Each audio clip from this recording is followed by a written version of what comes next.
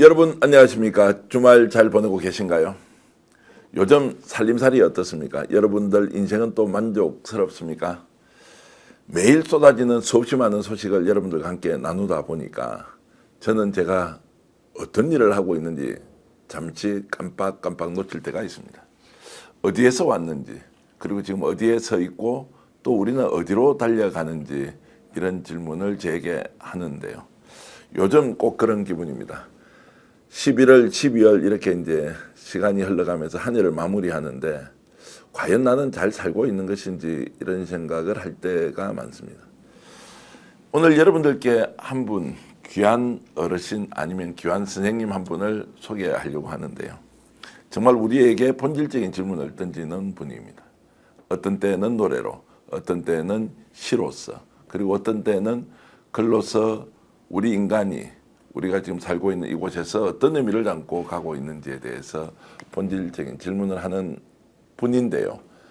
채널 고정하시고 오늘 이 방송 한번 계속 시청해 주시면 여러분들의 인생을 다시 한번 더 되돌아보는 중요한 시간이 될 것 같습니다. 이지상 선생님 모셨습니다. 어서 오십시오. 네, 선생님 반갑습니다. 자, 오늘 이지상 선생님을 위해서 또 특별하게 김정욱 정치학 박사 오셨는데 네. 오늘 정치학 박사가 아니라 네. 정말 인생을 살아가는 우리 이제 보통의 아버지로서 또 보통의 중년 남성으로서 저와 함께 얘기를 좀 해보겠습니다. 이지상 선생님이 어떤 분인지 김정욱 박사가 좀 먼저 소개를 좀 해주시겠습니까? 전 이지상 선생님을 알게 된 게 한 2년 정도 네, 된 것 같았었고요. 그야말로 가수이신. 그래서 뭐 만나기 어려운 분으로 생각을 했었는데 2년 전에 우연한 뭐 만남을 갖게 됐는데 가장 제가 감명 깊었던 게 뭐냐면 1990년대 소위 이 음악 민중음악의 두 핵심적인 라인이 이제 노차사랑 조국과 청춘이라는 두 팀이 있었는데 조국과 청춘에서 통일은 됐어. 내가 그대를 처음 만난 날 좀 뭐 김광석 같은 느낌이 들기도 합니다만 그 노래.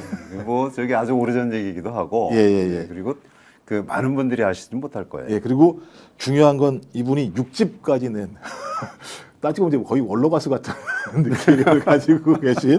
그래서 1998년도에 첫 앨범 사람이 사는 마을이라고 하는 네네. 진짜 너무 좀 인간적인 냄새가 나는 사람이 사는 마을, 그리고 2020년도에 6집 앨범 내셨더라고요. 네네. 그러니까는 나의 늙은 애인아. 그래서 혹시 사모님 을 대상으로 하신 게 아닌지. 않고요. 같은 지향을 가진 사람들. 그러니까 우리가 굉장히 좀 바쁘게 살고 뭐 어디 그 목표를 가지고 아주 부지런히 살지 않습니까? 네, 그런 부분에서 놓치는 것들이 꽤 있고 그러니까 조금 좀 천천히 순하고 뜨끈하게 한번 살아봅시다라고 하는 이 시대를 같이 사는 사람들, 같은 가치를 공유하는 사람들을 애인으로 지칭한 그런 노래입니다. 제가 뭐 연애하고 뭐 이런 거 아닙니다. 그리고 제가 제가 이제 형님으로 모시는데 노포에 가서 가끔 이제 술을 먹기도 하는데요.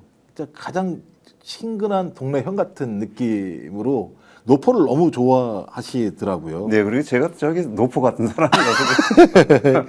그래서 보면 노래도 마찬가지입니다만 우리 사회의 가장 힘들고 어려운 분들, 아픈 분들의 이야기들을 담아내는, 그래서 위안부 할머님들의 이야기를 담은 사이판에 가면이라는 노래, 그 다음에 베트남 전쟁은 우리한테 큰 상흔 중에 하나죠. 우리가 전쟁에 가서 그들에게 많은 고통과 아픔을 줬었고 그들을 치유하는 문제가 또 우리에게 남아있는 건데, 베트남 문제와 관련해서 베트남에서 온 편지라는 노래도 만드셨고, 또 진짜 아픈 얘기입니다만 열심히 살기 위해서 어린 나이에 현장에 간 청년 노동자, 네. 영광로에 떨어지는 이런 일들을 담은, 그러니까 우리에게 아픈 현장의 이야기들을 노래로 만들어내면서 우리 사회의 어떤 그런 고통스러운 삶들이 어떤 건지를 좀 전파하신 역할도 하셔서 동네에서는 그냥 동네 형, 친한 형입니다만 또 사회에서는 이런 노래를 통해서 우리 사회의 아픈 분야들을 노래를 통해서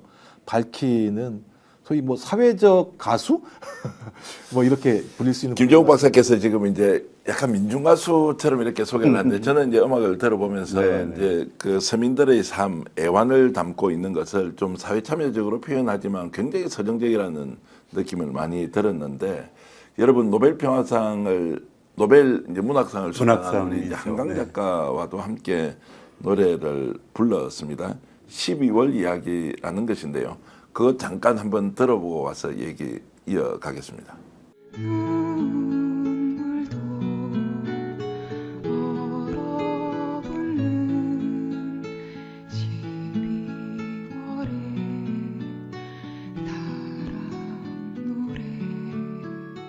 자, 저 노래는 네네. 어떻게 한강 작가와 함께 근데 만났어요? 한강 작가랑 만난 건 꽤 됐죠. 한 20년 조금 넘었는데요. 20년이나 네, 넘었습니다. 네. 그러니까 그 제가 이제 한강 작가의 글을 굉장히 좋아했고 그리고 한강 작가가 예전에 팟캐스트 그러니까 스피크스 같이 이렇게 하는 프로그램을 진행한 적이 있었어요. 아, 그래요? 네, 네. 그랬는데 그때 제가 게스트를 나갔다가 음악을 듣고 그리고 그 다음에 겁니다. 아마 제 기억이 2006년도쯤 되는 것 같은데 네. 그때 공개 방송을 할 때 그때 나가서 한강 작가와 듀엣을 했었죠. 와. 이 노래를. 근데 노래가 참 좋아서 제가 제 음반에 실읍시다 네. 라고 제안했는데 흔쾌하게 그렇게 하시죠. 그래서 같이 이제 녹음을 해서 발표를 하게 됐죠. 근데 한강 작가 실제로 이제 노래 실력이 이게 보통이 아니고 네, 전문가 근데 수준인데요. 왜 그렇지 않습니까? 사람이 기능으로 보여주는 노래가 있고, 예. 그다음에 그 분위기, 그다음에 이렇게 묵직함, 메시지 이런 걸로 보여주는 노래가 있고, 그런데 한강 작가는 조곤조곤 하시지 않습니까? 네. 그런데도 그 목소리에서 나오는 그리고 그 시어에서 나오는 메시지가 굉장히 묵직하기도 하고 포근하기도 하고.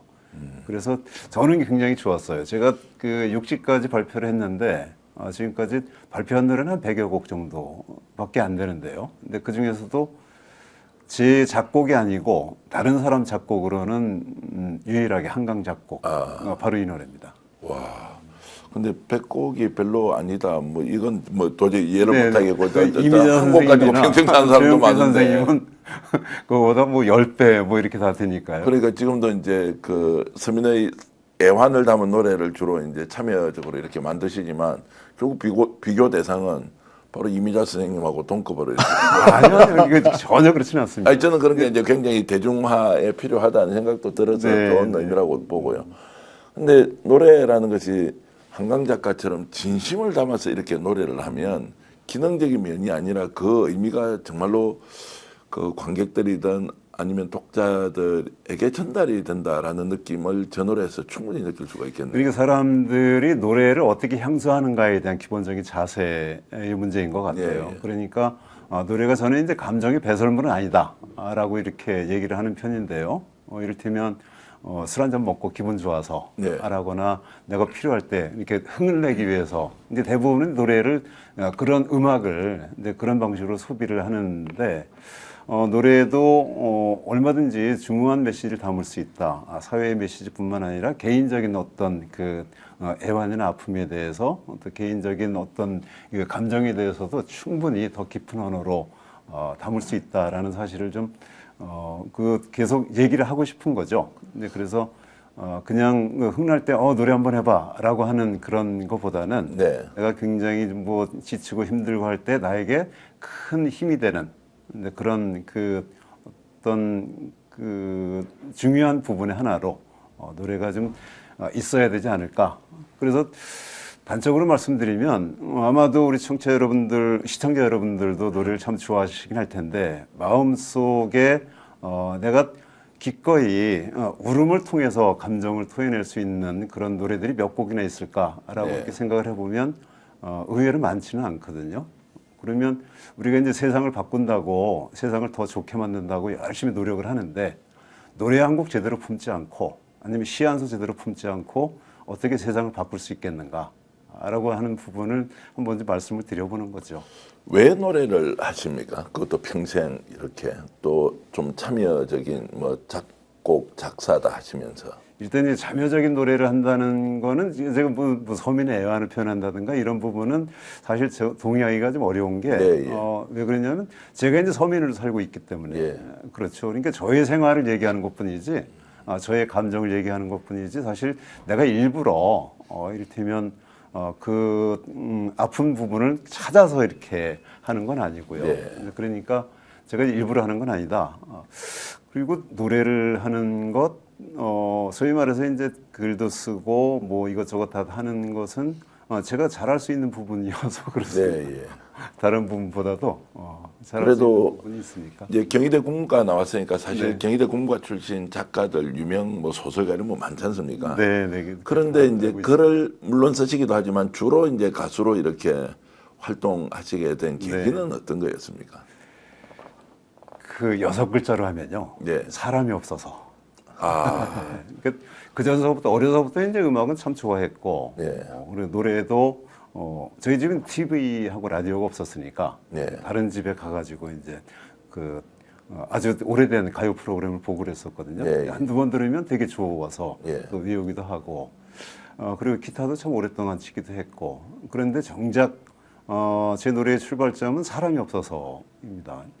노래표를 만들었는데 기타 칠 사람이 없어요. 그러면 기타를 쳐줘야죠. 네. 네, 그러다 보니까 사람들이 많이 좀 늘어나게 되고 조직도 활성화가 되고 그러면 누군가 그 지도를 해야 되는데 지도할 사람이 없어요. 그래서 제가 또 하게 되고 예. 그러다 보니까 점차적으로 계속 결국 이제 그 조국과 청춘 노래마을 그렇게 만들고 민족음악인협회 또 이렇게 활동을 하게 되고 네, 그 이후에 여기선 또 사람이 없어서가 또 있는데 작곡을 계속 했지 않습니까? 작곡을 했는데 불러줄 사람이 없어서 네. 저희 친구들 중에 몇몇이 좀 제 노래를 불러줬으면 제가 가수를 안 해도 됐을 텐데 너무 겸손하신 거 아니에요? 아니 불러줄 사람이 없어서 그래서 제가 그냥 하다 보니까 지금 이렇게 한 30년 음악을 하게 됐습니다. 이제 그 말씀을 듣다 보면 사람이 없어서 했다는 것은 필요한데 스스로 이제 던져서 뭔가 이제 결과를 만들기 위해서 참여했다는 것인데 어떻게 보면 이건 약간 수동적이지 않습니까? 보통 사람은 당신이 주도해서 이끌어가고 결과도 책임도 다 하는 뭔가 이런 네, 것들이 네. 우리가 일종의 네, 이렇게 일반적인 이 그런 사회의 공식처럼 돼 네. 있는데 사람이 없어서라는 부분은 좀 이제 의미를 좀 설명을 부과해 주셔야 될 것 같은데요. 진짜로 사람이 없어서 이를테면은 제가 음악뿐만 아니라 이제 그 몇 가지 단체의 대표를 맡기도 하고 다 그랬었거든요. 근데 그때도 사람이 없어서 그랬던 건데 제가 그 애초에 생각을 했던 것은 이게 내가 어떻게 쓰임을 받는가가 중요하다는 생각을 아주 젊었을 때부터 했던 것 같아요. 그러니까 제가 만약에 어떤 곳에 쓰임이 있다고 하면 기꺼이 그것을 해내는 것이 나의 몫이 아닌가 뭐 이런 생각을 좀 많이 하게 됐는데 사람이 없어서를 조금 더 설명을 드리자면 이를테면 우리는 보편적 가치에 대한 이 추구를 많이 하지 않습니까? 네. 그러니까 그 대별적으로는 개인의 자격을 획득하기 위한 노력들을 다 하죠. 근데 개인의 자격들을 획득하기 위한 노력은 경쟁을 해야 됩니다. 경쟁을 해야 되는데 보편적 가치를 획득하기 위한 노력을 하는 데는 경쟁이 필요 없습니다. 이를테면 생명을 더 뭔가 살리기 위한 그러니까 지구온난화를 막기 위한 일 아니면 지금 우리가 내란 사태를 겪고 있지만 그 내란의 이 내란을 진압하기 위한 정의의 문제 혹은 인권의 문제를 더 두드러지게 활동을 하기 위한 노력에는 경쟁이 있을 수 없죠. 그러니까 타인을 위한 일에는 사실 경쟁이 필요가 없습니다. 네. 우리가 경쟁 사회라고 하는 것은 그만큼 자신의 어떤 입지를 더 강화시키기 위한 그런 노력들을 아주 첨예하게 하고 있는 네. 그런 사회다라는 것의 반증이라고 보고요. 제가 이제 사람이 없어서 자동적으로 이렇게 하게 된 이유는 제가 워낙 경쟁을 싫어하기도 하고 그리고 그렇게 많이 나서는 그런 사회적 풍토는 아니기 네. 때문에 자연스럽게 제가 추구하고 있는 가치라고 할까? 근데 보편적 가치에 대한 이해, 그것을 만들어내기 위한 노력, 뭐 노력이라기보다는 자연스럽게 간 것 같은데. 그 말씀을 이제 들어보면 나를 필요로 하는 곳에서 쓰임새 있게 내가 대부분은 쓰임새 그랬던 것 있게 같습니다. 제가 활동하면 충분히 그것도 가치 있는 삶이다. 사실은 충분이라기보다는 예. 모든 사람들이 그런 가치를 지닌다면 예. 아마 세상은 지금보다 훨씬 더 좋아질 겁니다. 예. 근데 이제 경쟁이라는 걸 통해서 성장도 하고 발전이라는 것이 물질 문명에 대한 일종의 이제 뭔가 혜택을 다 누리는 네, 이제 네. 이곳으로 달려가고 있지 않습니까? 이것이 잘못되었다라고 하기에도 잘못됐다고 보기는 어렵죠. 예, 예. 그거는 뭐 사람이 그렇게 타고났으니까요. 예, 예. 그건 기본적으로 어떤 그 경쟁 구도를 통해서나 아니면 비교를 통해서 자기 우위를 점하고 실력을 쌓고 지위를 쌓고 하는 부분은 지극히 자연스러운 일이죠. 예. 그럼에도 불구하고 그렇지 않은 사람도 있다라고 하는 것을 누군가는 한번 좀 보여줄 필요가 있지 않을까? 물론 제가 꼭 그렇다는 건 아닙니다만. 오늘 이제 이 대화가 좀 더 철학적으로 뭐 갈 수도 있다는 생각이 드는데 제가 이제 공감 인터뷰 형식으로 여러분들과 함께 해보자고 하고 또 김정욱 박사님도 특별히 초대했는데 제가 이제 여러 말씀을 하신 것 중에 조금 이제 놀라운 이제 그 표현을 한번 제가 적어보겠습니다. 좋은 일을 한다는 것은 그 시대의 가장 낮은 곳에서 고통을 받는 것이다. 뭐 이런 표현을 하셨더라고요. 그 좋은 일을 한다는 것은 뭐 나도 잘 되고 당신도 잘 되는 것이니까 윈윈 이제 이렇게 했는데 오히려 낮은 곳에서 고통을 받는 그것이 이제 좋은 일이다라고 이제 했던 표현도 설명을 좀 해 주셔야 될 것 같습니다. 어떤 의미입니까? 사랑이 낮은 곳에 있는지를 내치는 낙엽에게 물어보라. 이런 시가 있습니다. 그러니까 사랑이 낮은 곳에 있는지를 왜 낮은 곳에 있는지를 지는 낙엽에게 물어보라. 라는 안도현의 시인데요. 안도현 시인은 잘 아실 겁니다. 연탄재. 네, 함부로 발로 차지 마라. 그 시는 뭐 그렇게 활로 타오르는 인생을 단 한 번이라도 살아본 적이 있는 네, 이렇게 바로 이제 그 시를 쓴 시인인데 지는 낙엽을 보면 아니면 흐르는 강물을 보면 그리고 가장 낮은 곳에 살았던 사람들의 이름을 보면 그러면 왜 우리가 그것을 지향해야 하는가를 따로 설명을 하지 않아도 될 것 같습니다. 이를테면 마더 테레사가 그랬죠. 우리도 이태덕 신부님도 그랬고 역사 속에서 그렇게 남는 사람들은 가장 낮은 곳에 일부러 처하지 않고 그리고 본인이 근데 그런 상황에서 그것을 거부하지 않고 그들과 함께 살았던 그리고 낮은 곳에 사람이 되어 살았던 그런 그 경우들이 훨씬 더 많고요. 그래서 저는 낮은 곳에 처한다고 하는 것 그리고 높은 곳에 처한다고 하는 것 이런 것들이 어떤 건지를 잘 모르고 그러니까 그냥 자신의 발걸음이 가는 곳 근데 그곳을 자연스럽게 지향하는 것 뭐 이런 것들이 중요하다고 생각을 합니다. 말씀 들어보면 이제 필요한 곳에서 내가 가진 뭐 이제 역량들이 또는 내가 가진 재능이 잘 쓰임새 있게 가는 것이 중요하지 그것이 좋고 좋지 않고에 대한 뭐 기준이 될 수는 없다. 그래서 그 사람들의 삶을 우리가 존경하는 것이다. 뭐 이렇게 이해를 할 수 있겠네요.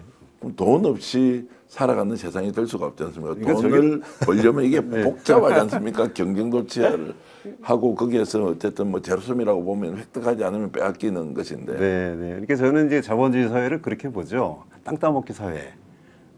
그러니까 저기 제로섬 게임의 사회로 이렇게 봅니다. 그러니까 저희 어머니께서 해주신 말씀 중에 가장 인상적인 말씀은 남의 돈 뺏어 먹는 게 쉬우냐 이런 거였었거든요. 그러니까 그 말씀은 내 호주머니에 돈이 들어오면 누군가 호주머니에서 나왔다라는 사실을 알아라 라고 하는 부분이었어요. 그러니까 내 호주머니에 돈이 많이 들어오면 좀 염치가 있어야 되고 그리고 내 호주머니에 돈이 좀 적게 들어오면 누군가 내 거를 뺏어갔어? 그럼 나도 좀 요구해야지 라고 하는 부분이 좀 당당해야 하고 근데 이런 그 생각을 좀 가지고 있긴 합니다. 그래서 지금 음악을 여러분들께 한 곡 더 들려드리겠는데요. 뭐냐? 지금 이제 외로우니까 사람이다. 이번에 이제 콘서트 12월 7일 날 하시는 것도 이제 외로우니까 사람이다. 이제 이 음악을 여러분들께 들려드리기 전에 어떤 의미로 외로우니까 사람이다라는 걸로 이제 직접 음악을 만드셨는지 설명을 좀 해주시죠. 외로우니까 사람이다는 그 정호성 시 정호성 시인. 시인. 정호성 시인의 시가 원제는 수선화에게인데요. 수선화에게 그 제목을 이렇게 처음에 19절이 그렇습니다. 울지 마라 외로우니까 사람이다. 살아간다는 것은 외로움을 견디는 일이다. 이게 이제 처음에 19절이었어요. 그래서 저는 이제 외로우니까 사람이다를 제목으로 두고 2000년도에 만들었던 것 같습니다. 1999년도쯤입니다. 제가 이제 활동하고 있는 그룹이 시노래운동 나팔꽃이라고 있는데요. 시노래운동 시노래운동 나팔꽃. 지금도 간간히 활동을 하고 있습니다. 그때 그 나팔꽃의 음반을 만들면서 노래를 만들게 됐어요. 그 구절은 눈이 내리면 눈길을 걸어가고 비가 내리면 빗속을 걸어라. 사실 그 방법 말고는 다른 방법이 없잖아요. 근데 외로우면 보통 괴롭지 않습니까? 나만 왜 이렇게 외로워? 왜 나만 행복하지 않아? 그래서 나만 왜 괴로워? 이렇게 하는데 네, 네. 외로운 게 당연한 거다라는 이 말씀. 그래서 제가 어제 그 리메이크했던 양희은 선생님도 리메이크, 네, 완치환 선생님도 리메이크한 노래를 들었어요. 근데 이제 이지상 선배님 노래는 좀 되게 서정적인 느낌을 많이 갔는데 양희은 선생님 노래는 친구한테 툭툭 던지는 말 같은 느낌이 들었었고요. 그다음에 안치환 선생 노래는 되게 열정적인 거였는데 가사가 제가 이제 가사를 쭉 읽어보면서 그렇게 생각했어요. 살아간다는 것은 외로움을 견디는 일이다. 그대 울지 마라. 이 말이 좀 이해가 안 돼. 외로우니까 사람이다. 아, 외로우니까 사람이다. 이게 어떤 철학적 의미를 담는 건가. 그다음에 또 전 가장 진짜 이렇게 즐겁게 다가왔던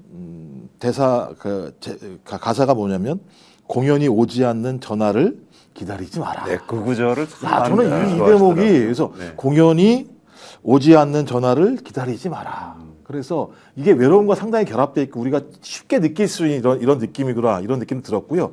또 오늘 아침에 오다가 김민기 선생님의 가을 편지라는 노래를 들었는데 네. 목소리가 되게 유사해요. 제가요. 이상 네, 선배님하고 민기 형의 목소리를 닮았다면 저로서는 굉장히 영광. 아 진짜로 제가 오늘 아침에 오다가 이 노래를 들었어요. 근데 딱 들어가는데 가을엔 이게 들어가는데 되게 목소리가 합치나 비슷하다라는 느낌을 가졌어요. 제가 똑같이 흉내낼 수 있는데 잠시 후에 이제 직접 기타 소리를 여러분께 들려드리기로 하고요. 일단 조금 더 말씀을 드리면 예, 아까 예. 외로움에 대한 말씀을 예, 주셔서 저는 외로움이 사랑하면서 온다고 생각합니다. 그리고 사랑함이라고 하면 인간의 욕망의 한 부분일 수 있지 않습니까? 네. 사랑한다는 것 자체도 욕망의 한 부분이니까 그러니까 자기가 갈망하는 만큼 그러니까 즉 사랑하는 만큼 외롭습니다. 예. 그러니까 그 이상도 외롭진 않아요. 그러니까 그런데 그 외로움 때문에 미리 찾아올 외로움 때문에 사랑함을 못하는 사람은 없거든요. 예. 그러니까 늘 뜨겁게 사랑하십시오 이렇게 얘기하죠. 그러니까 많이 외롭다면 아마도 사랑함 때문이고 당신이 살아있다는 증거입니다 라고 이렇게 얘기를 하는 편인데 근데 그게 맞는지는 아마 맞을 겁니다. 아마 우리 전 선생님이 외로움의 근간이 어디서 오는가 보면 예. 자신이 바라는 것들이 아직까지도 획득되지 못했을 때 오는 경우들이 근데 굉장히 왜 전화를 기다리지 말라고 그러시는 거예요? 그러니까 외로움을 떨쳐버리기 위해선 뭔가 좀 그건 뭐 시인의 얘기니까 저는 확실치는 않습니다만 지금 전화를 드려서 뭐 이렇게 확인할 수는 없는 일이고 욕망을 조금 좀 걷어내라라고 하는 그 부분일 수는 있겠죠. 자, 외로우니까 사람이다 한 소절 들어보실까요? 그대 울지 마라 외로우니까 사람이다. 목소리가 굉장히 잔잔하고 중후하면서 정말로 지금 설명을 해주시는 느낌이 그대로 노래로 이렇게 담겨서 그 일종의 선율로 전해진다 이렇게 느낌이 네. 들어서 깜짝 놀라기도 하고 아주 똑똑하시다. 근데 과찬을 해주셔가지고 예. 제가 몸둘 바를 모르겠습니다. 아닙니다. 지금도 제가 좀 그 대화를 나누면서 음악에서 나오는 목소리와 대화할 때 듣는 이 목소리가 같다라는 느낌이 있어도 보통 이제 가수들은 노래할 때 보면 엄청나게 대화할 때와 완전히 다른 느낌으로 네, 이제 네. 오지 않습니까? 비슷한 이런 이제 좀 흐름이 있는 것은 원래 이게 창법이 그런 겁니까? 아니면 원래 이렇게 마음을 담아서 노래를 하시는 또는 말하는 스타일이 그런 것입니까? 근데 거기까지 제가 생각해 보지는 그래요? 않았는데요. 네, 그러니까 제가 보통 이제 말하듯이 노래하는 것이 저희 스타일인 거겠죠. 예, 예. 제가 저희 장르를 이름을 줬습니다. 저희 장르는 중얼가요라고. 이렇게. 중얼가요 어떤 이게 중얼중얼 거린다. 뭐 이런 장르를 제 그냥 저희 장르는 그렇다 이렇게 얘기를 한 적이 있었는데. 근데 밤에 잠자기 전에 저렇게 음악 틀어놓고 하면 잠이 저절로 스르르르 이렇게 근데 그래서 제가 제일 걱정하는 게 아니, 어떤 분들은 차에 틀어놓고 이렇게 그러면서 영상을 찍어서 저한테 보내주시는 예. 분들이 계시거든요. 운전 조심하세요. 아. 네, 졸음 오면 큰일 납니다. 예. 뭐 이런 정도 농담 아닌 진담 혹은 진담 아닌 농담 이렇게 하고 있죠. 근데 예. 이지상 선배님보다 후배이긴 합니다만 JYP 박진영 네, 라는 네. 사람이 가장 좋은 노래는 뭐냐? 말하듯이 노래를 할 수 있는 사람이다. 이런 표현을 했거든요. 뭐 저기 이상 선배님보다는 후배입니다만 그래도 음악을 평론하는 사람이 그렇게 얘기했는데 제가 가끔 이제 지역 같은 데 행사 가면 이렇게 그냥 무료로 오셔가지고 봉사하면서 노래를 부르세요. 기타 하나 들고 오셔가지고. 근데 저게 봉사가 아니고요. 아, 죄송합니다. 사실은 이제 제가 하는 일입니다. 네, 예. 네. 네, 그래서 그때 아, 노래 그렇다고 완전히 공짜로 가는 건 아니고. 예, 예. 그때 이제 노래하시는 거 들어보면 진짜 말하듯이.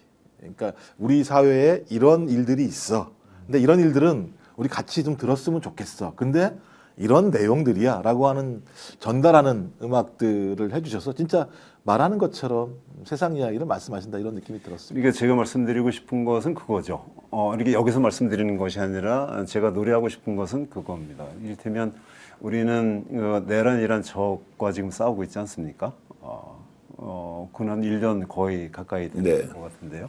근데 그러면서 사람들이 마음이 많이 상해 있죠. 그러니까 근데 생각해 보면 내란이란 적이 없었다면 우리가 평화로울까? 라고 하는 그 부분이거든요. 근데 어쨌든 우리 내부의 적이나 우리 사회 내부의 적은 늘 있게 마련이고, 그러니까 내란이란 적이 없어지더라도 또 다른 적이 생길 것이다. 라고 하면 어차피 그것과 또 싸워야 한다. 그러면 길게 가는 일이다. 네. 길게 가는 일이고 우리가 조금 더 여유롭게 가야 되는 일이다. 라고 이렇게 생각을 하는 거죠. 근데 그러니까 그 우리 내부에서 뭔가 좀 불편한 점이 있다면 그것을 노래로 만들어서 같이 얘기를 하고 공유하고 하는 부분들은 궁극적으로 우리 사회의 지향점으로서 가장 중요한 부분 중에 하나인 거고요. 네. 장르로는 충분히 제가 이제 이해를 네. 이제 하는데 보통 그런데 음악을 들으면 뭐 김박사님은 어떤지 모르겠지만 좀 세속적인 영역에서는 그냥 좀 다 집어치우고 좀 그렇죠. 오늘 좀 조용하게 네, 있고 네, 그냥 네. 잠도 자고 싶고 네, 그리고 뭐 네. 어떨 때는 막 고함 지르면서 막 이렇게 큰 소리로 노래를 또 부르면서 스트레스도 풀고 이런 게 이제 일반적이지 않습니까? 그렇습니다. 네. 그리고 실제로 트로트 같은 것도 한 번씩 들으면 그렇죠. 눈물이 날 네, 때가 네, 있거든요. 그럼요. 근데 버스에서는 예. 역시 그 트로트에서 춤추고 예, 예. 이런 것들이 맞는 거죠. 예. 근데 음악의 효용성 중에 가장 중요한 게 그겁니다. 그러니까 자신의 그 지친 삶들을 뭔가 좀 그 여백을 남겨둘 수 있는 감정의 여백 이런 걸 남겨둘 수 있는 가장 중요한 단위가 음악인 건 분명한데 근데 제 음악은 좀 그렇게 쓰이기 싫었어요. 근데 그래서 이를테면은 저 소위 말하는 민중가요에서도 투쟁가들이 많이 예, 있지 않습니까? 제가 한참 음악을 시작했을 때 그때는 이제 투쟁가를 주로 이제 만들었을 때인데 저는 그것도 싫었어요.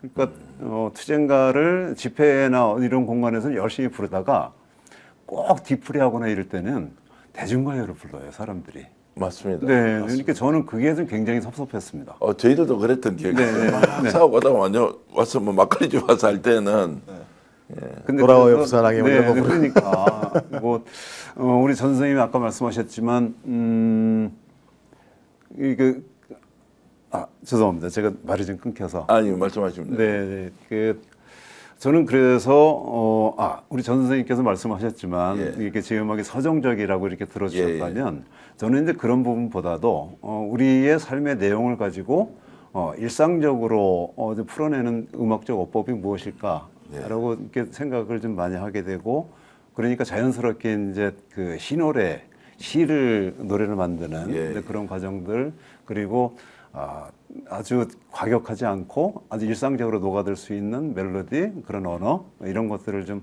찾아갔던 것 같아요. 근데 30년 정도 이렇게 하셨고 이번에 공연하시면 이제 단독 콘서트는 한 지금 제가 8년 만에 하는 8년 거라서 만에 하는 네, 거죠. 오랜만에 하는 겁니다. 예. 그러면 이제 음악을 지금 하신 게 지금 다 세월로 따져 보면 한 5, 6년 한 됩니까? 30 몇 년쯤 되겠죠. 예, 예. 그러면 이제 좀 이렇게 민중가요 다 뭐 어떻게 풀어냈던 이렇게 하면 널리 좀 이지상 선생님이 알려졌으면 참 좋겠다는 생각을 평소에도 하고 있었는데 네, 네. 뭐 안치환 선생이나 이런 분처럼 좀 더 왕성하게 이렇게 좀 대중음악가로 이렇게 좀 확장시키고 이런 노력은 일부러 안 하신 겁니까? 일부러 안 했다기보다는 예. 근데 그 길이 열리진 않았어요. 그런데 제가 일부러 찾지도 않았습니다. 네. 그러니까 저는 그 바로 이제 눈앞에 있는 것, 내가 이거 해결을 해야 될 것, 이것이 저희 그 일에는 훨씬 더 중요했던 것 같아요. 저는 늘 일이 있었던 것 같습니다. 그러니까 네. 사람들이 여기서 뭘 좀 해달라, 뭐 아니면 여기서 어떤 글을 써달라, 뭐 이런 것들이 좀 있어서 근데 그거를 하나하나씩 해결하다 보니까 그리고 이렇게 대중적이 아니라는 얘기는 저로서는 뭐 큰 그 상 네. 같은 걸 수도 있습니다. 이를테면 아까 우리 김 박사께서 노포 말씀하셨는데 30년 동안 가게를 했어요. 가게를 했는데 장사가 안 되는 가게를 했어요. 어떤 가게였습니까? 그러니까 만약에 예. 30년 동안 가게를 했는데 아, 예. 팔리지 않는 물건을 계속 팔고 예, 있어요. 예. 그럼 그거 대단한 거 아닙니까? 뭐 저도 이제 그런 정도에서 가족들은 안 좋아하겠죠. 아니 그렇다고 돈이 이렇게 돌고 다 그래가지고 예. 아주 이렇게 그 가난한 정도는 아니고요. 예.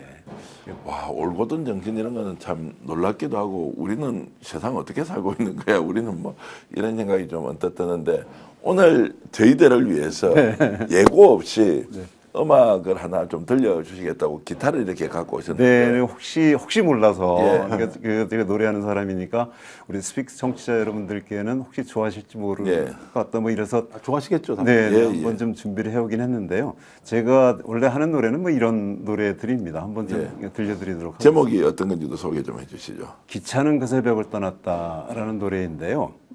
굳이 이제 부연 설명을 드리자면 한강 선생이 지난번 노벨문학상 수상 소감에서 묵직한 질문 하나 던졌지 않습니까? 내가 과거가 현재를 도울 수 있는가? 아니면 죽은 자가 산 자를 구할 수 있는가? 라는 부분에서 우리는 늘 그렇다라고 얘기를 할 수밖에 없죠. 그런데 하나의 전제 조건이 있습니다. 그것을 기억할 때. 네. 그러니까 현재가 과거를 기억할 때, 산자가 죽은 자를 기억할 때, 그때만 구하거나 도움을 받을 수 있다. 뭐 이런 정도의 생각을 가지고 있는데 지금 제가 이제 부르고 싶은 노래는 현재까지 우리 역사 속에서 이름이 남아서 지금 우리를 구하고 있는 사람들. 네, 그럼에도 불구하고 우리가 가끔은 잊고 예. 아니면 대부분 잊고 있는 그런 사람들의 얘기를 한번 좀 들려드리고 싶습니다. 저는 이 노래 들어본 것 같습니다. 저도 들어봤는데 그 제목이 기차는 그 새벽을 떠났다라는 것인 줄 몰랐는데 죄송합니다만 물병을 조금 치워주시고 예, 아니 밑으로 아래로, 내려버리면 예, 아래 안 보이죠. 되겠습니다. 예. 탁자 이렇게 있고. 하시고 한번 음악 한번 들려주시겠습니까? 제가 이런 환경에서 노래한 건 참 처음이라서 그러니까 이게 이런 어떻게 될지 환경에서 모르겠습니다만 노래를 시키는 것도 저희들도 처음입니다. 그 노래가 가장 잘 들릴 때가 있어요. 예. 그러니까 그 노래는 여기서 들어야 돼라고 하는 그런 그 부분이 있지 않습니까? 예. 이를테면은 외로우니까 사람이다나 뭐 12월 이야기 같은 그런 노래는 마치 외로운 그 카페의 공간이라든가 예. 아니면 이런 말씀을 드려도 되나 모르겠습니다. 술 한 잔 걸치고 예. 집에 들어가는 쓸쓸한 골목길 같은 데서 들어야 되는 노래라면 이 노래는 우리가 자주 잊고 있던 이름들이기 때문에 아무 때나 기억을 하셔도 좋을 것 같은 네. 그런 노래입니다. 블라디보스톡역을 떠나서 아직까지 돌아오지 못했던 사람들의 얘기인데요. 네. 한번 해보도록 하겠습니다. 아유. 네.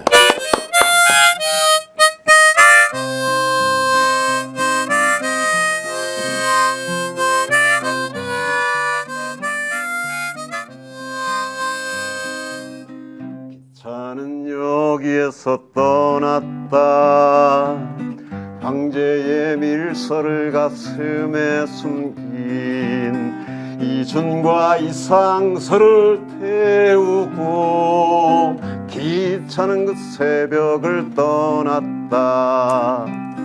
기차는 여기에서 떠났다. 얀치의 들판에 무명질 버린 대한국인 안중근을 태우고 기차는 그 새벽을 떠났다. 우스리스크 감차카 하바롭스크 벽시 같은 고려인들 모두 태우고 비구름처럼 눈보라처럼 사나운 계절을 간간히 달려갔다. 기차는 여기에서 떠났다. 총을 빼앗긴 노병 홍범도 급한 김경찬을 태우고 기차는 그 새벽을 떠났다.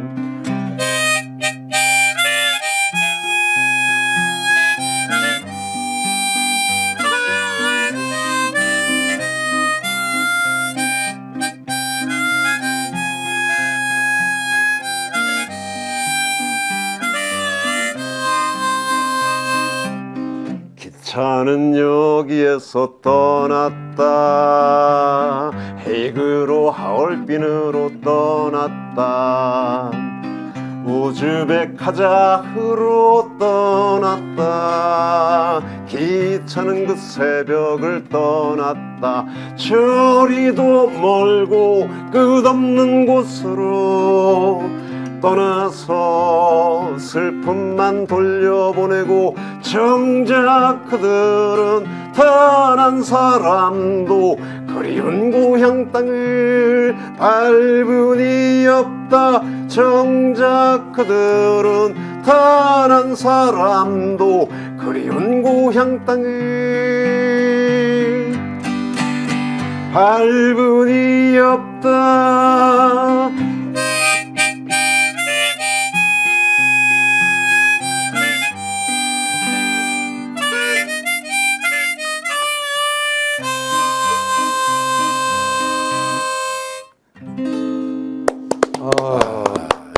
이 노래를 들으니 첫 번째 드는 생각은 참 부끄럽다는 생각이 들어서 쇠파에 찌들리면서 매일 이렇게 살아가는 우리가 사실 따지고 보면 조국의 독립을 위해서 먼 이국 땅에서 자신의 모든 것을 버리고 네. 제가 아까 그 보편적 가치에 대한 말씀을 좀 드렸잖아요. 보편적 가치를 획득하는 일에는 경쟁이 없다. 지금까지 이분들이 브라디보스톡역을 떠나서 갈 때 서로 먼저 타겠다고 이런 거 아니거든요. 이게 경쟁이 없이 그냥 이렇게 가신 겁니다. 그러니까 그런 가치를 획득하는 일은 공동체를 굉장히 행복하게 만드는 가장 중요한 동력이죠. 오직 사실 사회를 밝게 하는 것은 우리가 돈을 많이 벌고 각자 돈을 많이 벌고 그래서 행복해지는 건 아니고 우리가 보편적 가치를 얼마만큼 실행해 나가는가가 사실 행복의 척도일 거라고 저는 생각을 합니다.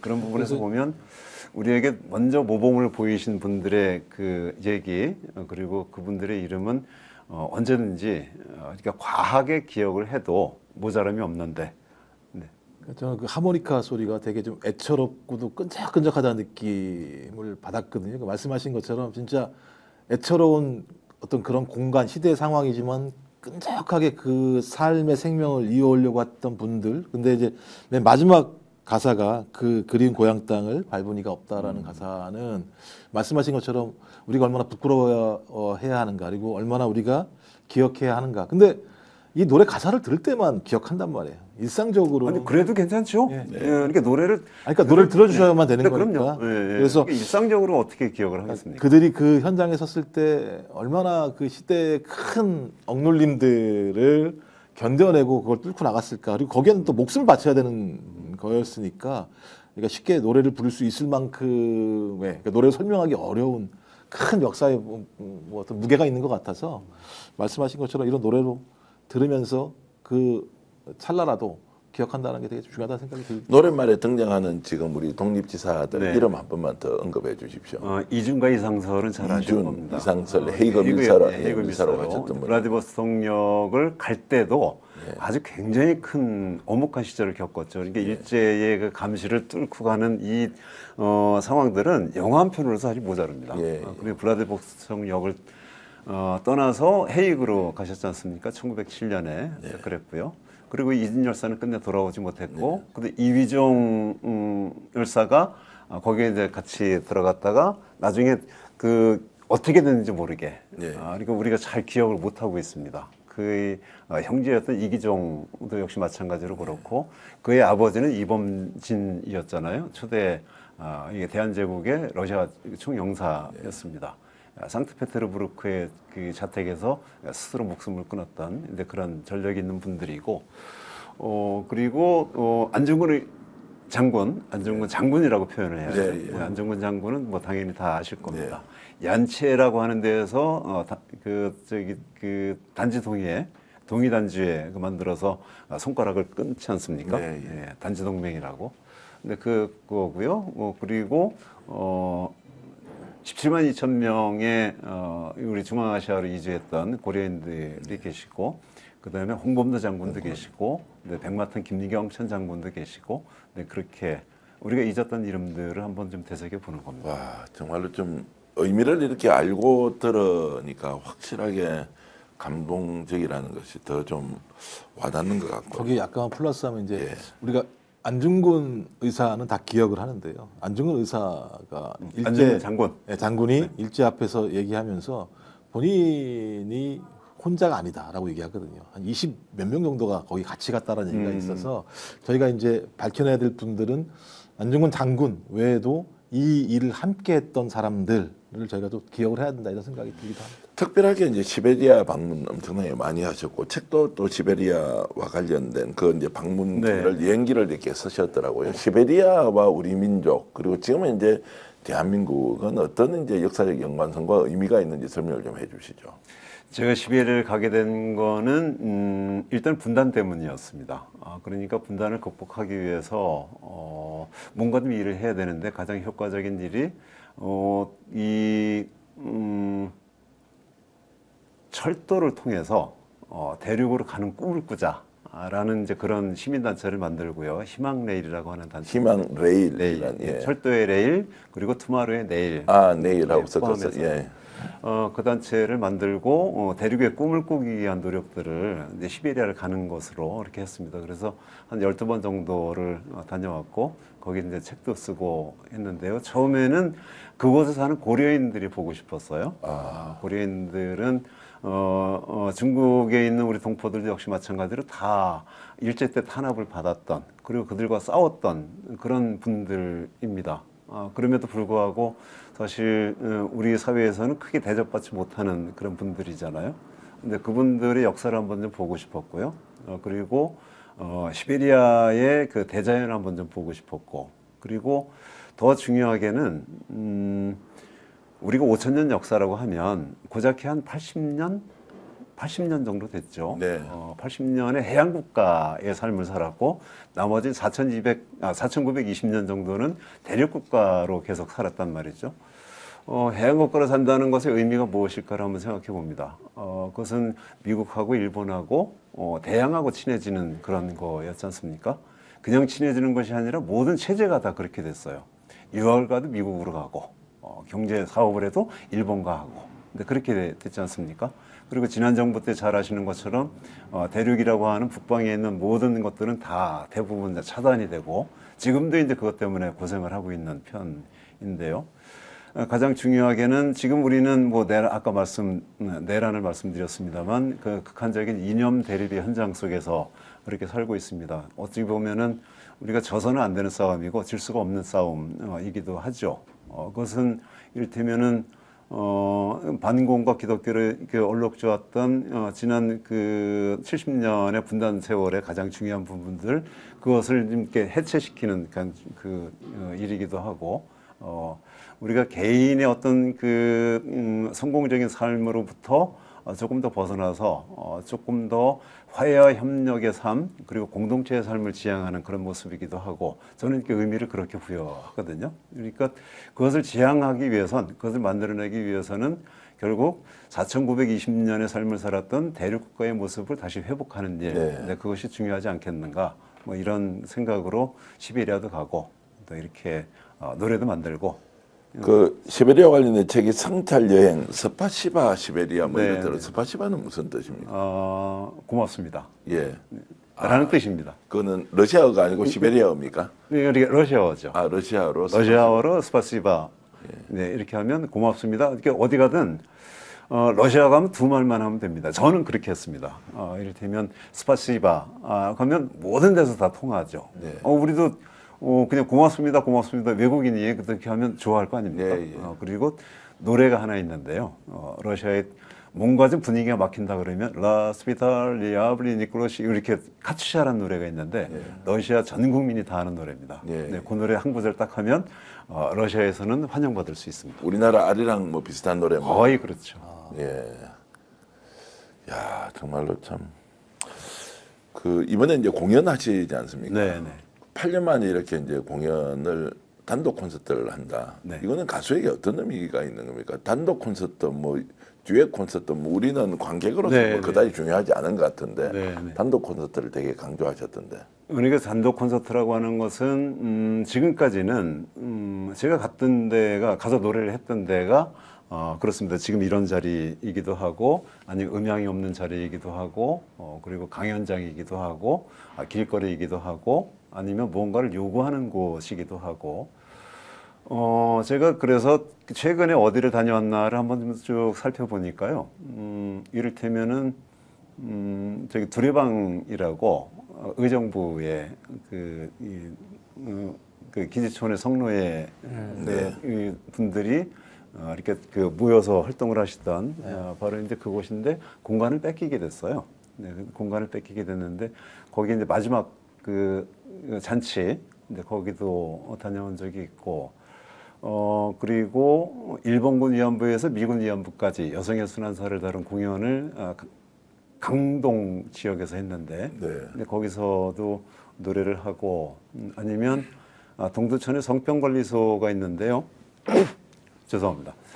동두천에 성병관리소가 있는데 그것을 동두천시가 허물려고 하거든요. 그죠, 예. 근데 거기다 이제 다른 걸 개발하려고 하는데 그것을 보존하자라고 하는 싸움을 1년도 넘게 하고 있습니다. 네. 거기 근데 그런 데 가서 노래하기도 하고 그러니까 좀 굉장히 열악한 데죠. 네.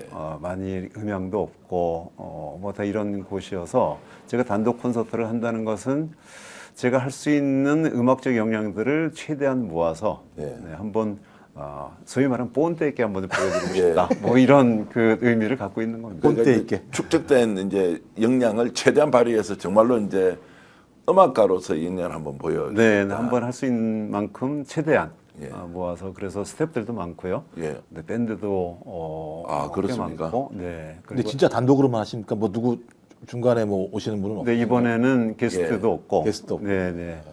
혹시 한강 작가 직접 전화 한번 하셔서 이번에 듀엣 한번 하자 이러면 완전 좋을 것 같은데 전화를 혹시 해보셨습니까? 제가 단강 작가께 연락을 좀 안 드리려고. 아, 해요. 그래요? 네, 괜히 바쁘신 분 예. 그리고 또 여러 가지로 뭐 일들이 많으실 텐데 제가 그리고 제 공연을 위해서 또 이렇게 작가를 모시는 건 예, 그건 또 굉장히 좀 실례일 수 있겠다. 예.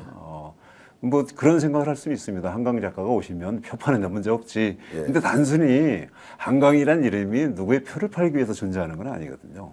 그러니까 그렇게 쓰기에는 너무 아까운 근데 일이니까. 한강 작가가 유튜브를 좀 보긴 하나요? 글쎄 이건 잘 요 유튜브를 보면 네. 그래서 제가 죄송스러워서 예, 예. 저희 콘서트에 사실은 모시고 싶은 마음은 있으나 네. 그건 사실 그분께는 격이 안 맞는 일이기도 네. 할 거다. 그리고 내가 그렇게 한강이라는 이름이 그렇게 쓰여서는 안 된다. 뭐 이런 생각. 뭐 한강 작가가 안 오시더라도요. 한강 작가 불렀던 노래 아까 우리도 좀 털어드렸지 않습니까? 네. 그걸 뭐 대형 화면에 네. 그 당시에 불렀던 걸 다시 이렇게 리메이크 하듯이 이렇게 하면 뭐 효과가 이제 충분히 있을 것이다 이런 생각이 들기도 합니다. 글쎄 어떤 효과를 위해서 뭐 이렇게 그 어떤 분을 이렇게 한다는 건 좀 저로서는 좀 예. 좀 어려운 뭐 얘기고. 보편제까지 해봤지 않습니까? 그러면 12월 이야기가 어떤 건지 좀 설명을 좀 해주시면 한강 작가랑 같이 듀엣을 했던 노래. 네, 그 노래 12월 이야기도 그날 부를 거 아닙니까? 네, 네, 그 노래 예. 합니다. 저희 제 후배 중에 아주 예. 노래 참 좋은 그 가수가 있는데요.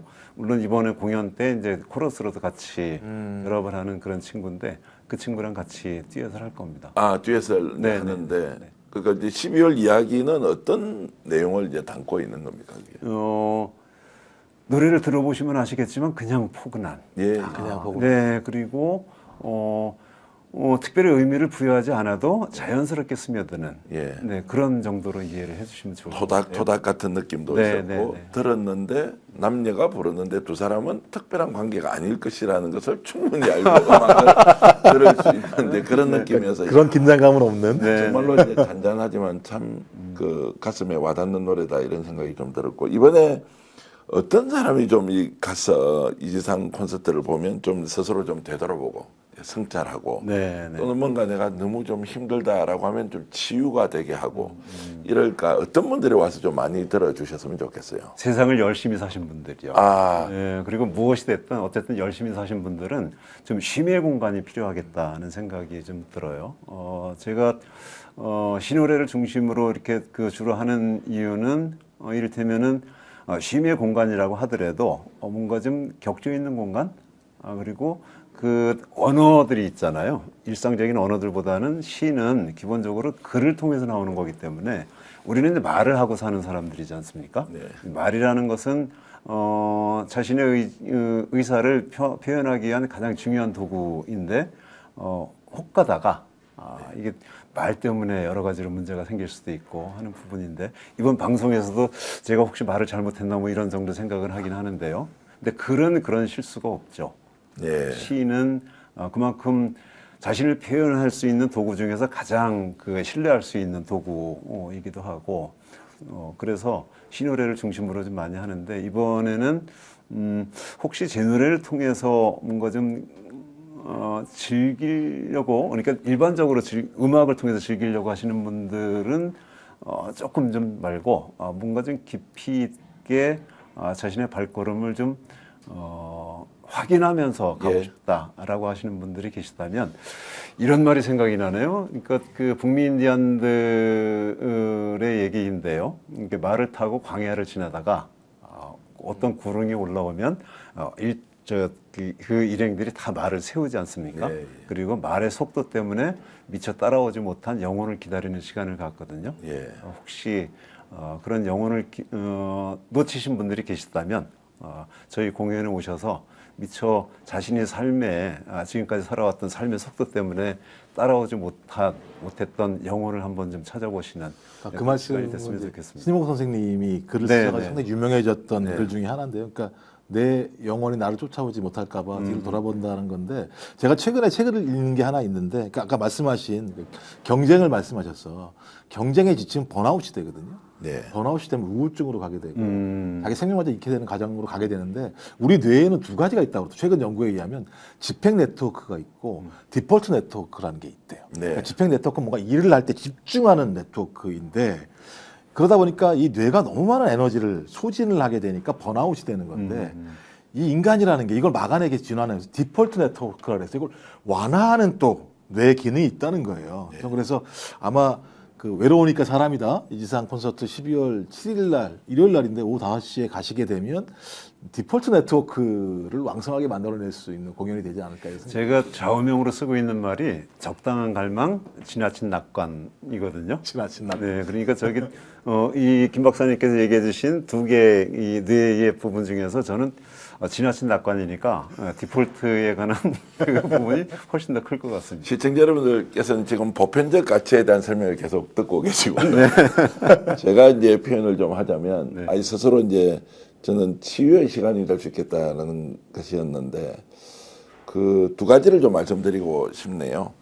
혹시 학교 다닐 때 학창 시절에 나는 직접 몸을 던지지는 못했으나 저 사람들이 하는 것이 참 용기 있는 그리고 뭔가 대한민국의 발전 민주화를 위해서 좀 희생하는 것이다라고 생각하면서 좀 마음이 좀 늘 미안했던 분들이 계실 겁니다.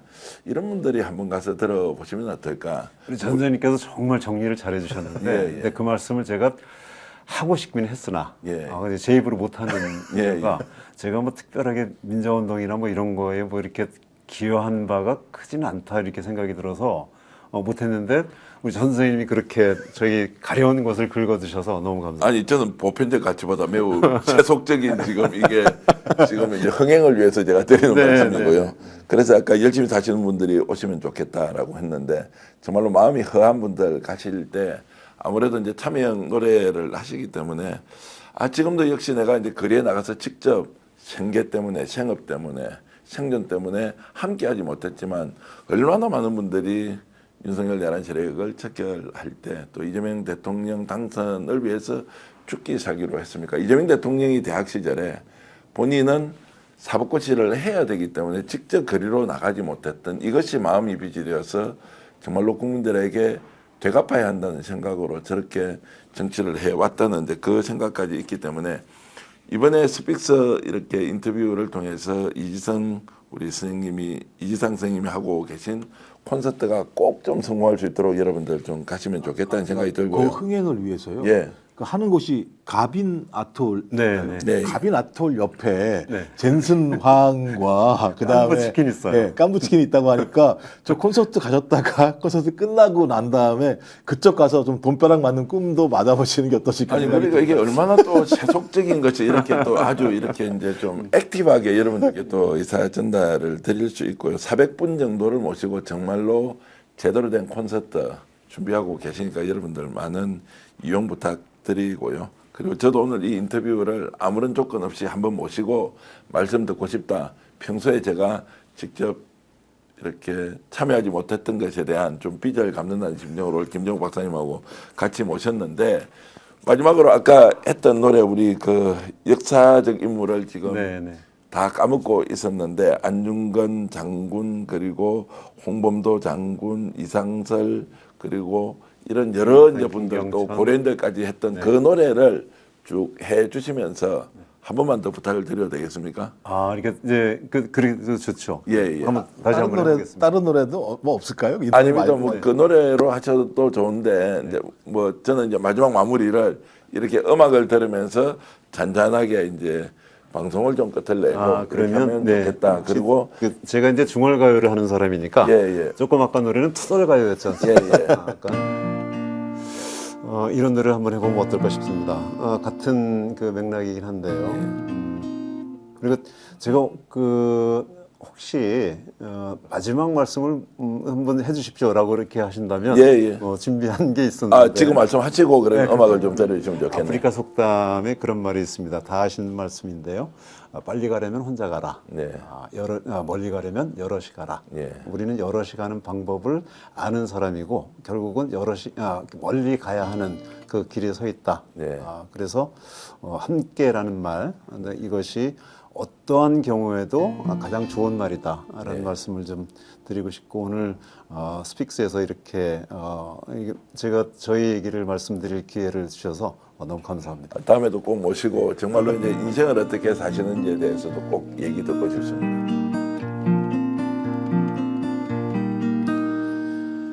저 나무는 슬픈 전설의 여인 김알렉산드라 저 나무는 민족사학자 개봉우 저 나무는 게릴라 전술의 1인자 한창걸 저 나무는 사할린 부대 박일리야 저 나무는 해삼이 어린 영혼의 선생님이 인순 저 나무는 솔빈 강가의 유혼 이상설 저 나무는 침례교 목사 백추 김규면 저 나무는 레닌을 만난 박진손 한영권 대학 도서관 한 구석에 박혀 남쪽의 역사에선 사라진 사람들 시베리아 동토에 새겨진 이름들 오래전 가지가 꺾인 저 나무들 이름들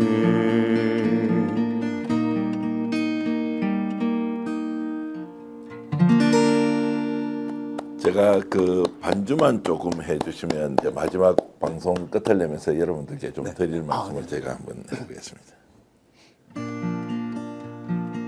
지금 내가 이렇게 앉아 있는 것은 나의 공이 아무것도 없다. 누군가의 기도에 의해서, 누군가의 헌신에 의해서 역사적으로 보면 목숨 건 투쟁에 의해서 나는 이 자리에 지금 서 있다. 오늘 이진상 콘서트를 여러분들께 소개하면서 나는 아무것도 아니었구나.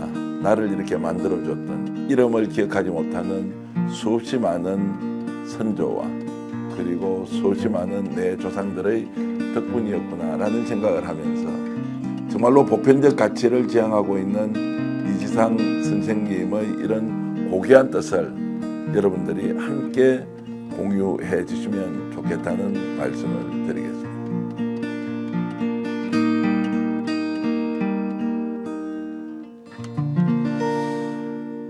자, 박수로 이렇게 이제 고맙습니다.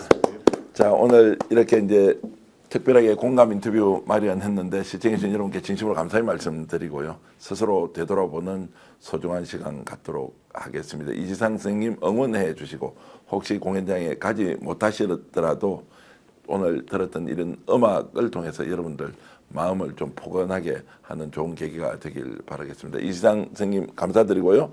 특별하게 또 김정욱 박사님 이렇게 와주셔서 저 마지막으로 이지상 예. 콘서트 2025년 12월 7일 일요일 예. 오후 5시 젠스랑이 다녀갔던 깐부치킨 근처에 있는 가빈 아트홀에서 열립니다. 많이 와주셨으면 좋겠습니다. 예, 알겠습니다. 자막으로 이제 자세하게 나가고 있으니까 시청자 여러분께 인사드리고 또 다음 기회에 이지상 선생님 한 번 더 모시겠습니다. 여러분 진심으로 고맙습니다. 안녕히 계십시오. 계십시오.